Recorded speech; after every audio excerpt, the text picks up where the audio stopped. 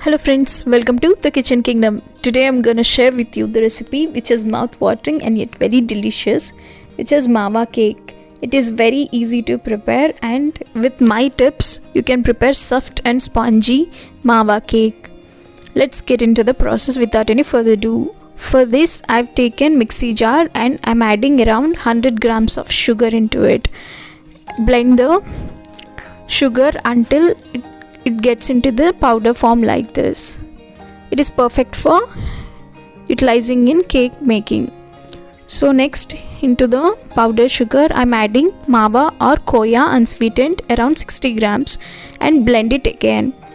Let's keep this mixture aside, and into the mixing bowl I'm adding 2 eggs. Break 2 eggs into the bowl.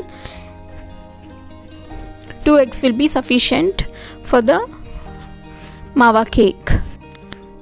Beat the eggs using whisker until they turn fluffy like this, and beat for about 30 seconds continuously. Later add the sugar and mawa mixture into the egg mixture and give it a good mix, and again blend it in order to get this smooth consistency. Later into it add 1/4 cup of any vegetable oil and give it a good mix. Later, after mixing it, take a sieve like this and add 150 grams maida and 1 teaspoon of baking powder and add pinch of salt and sieve it in order to avoid any sort of lumps in the maida. Later, with the help of a whisker, mix it in the single direction until the flour blends with the egg mixture. Do not over mix it. Later, into this batter I'm adding 2 tablespoons of butter. You can also add ghee, and add around 30 ml of milk. This milk will be sufficient. Again, do not over mix it. Mix in the single direction. Mix until milk blends with the batter. This is the consistency we need for the cake batter. Later I'm adding half teaspoon of cardamom powder. You can also use vanilla essence. I doesn't have it at home right now, so I'm using cardamom powder. Later I've taken the cake tin and greased it well, and also added butter paper at the bottom, and I'm pouring the cake batter into this mold and tap it in order to get rid of any sort of air bubbles.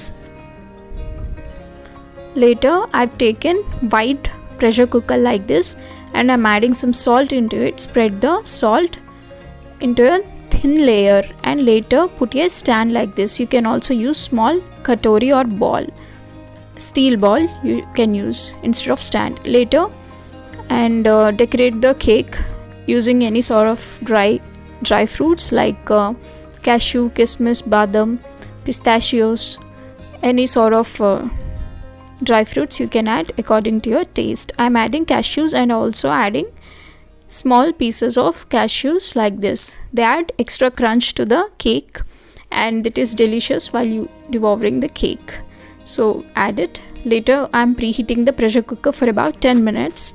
Preheating is very necessary for the cake to become spongy. I'm placing the tin very carefully because the pan is hot. So place it carefully and close the lid immediately.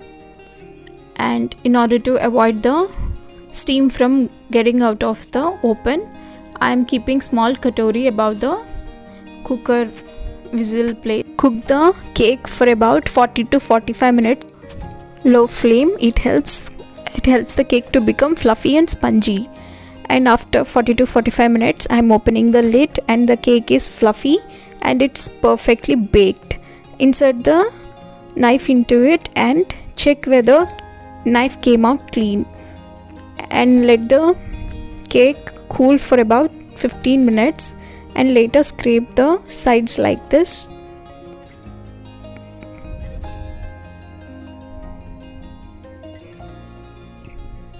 And flip the cake into a plate.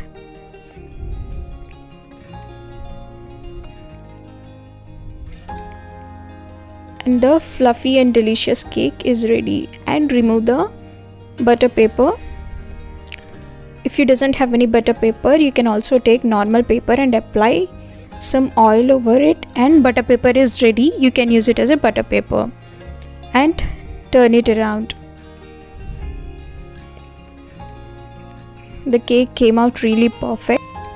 Preheating the utensil and also cooking it on the low flame for about 40 to 40 minutes is necessary in order to get this kind of texture and sponginess.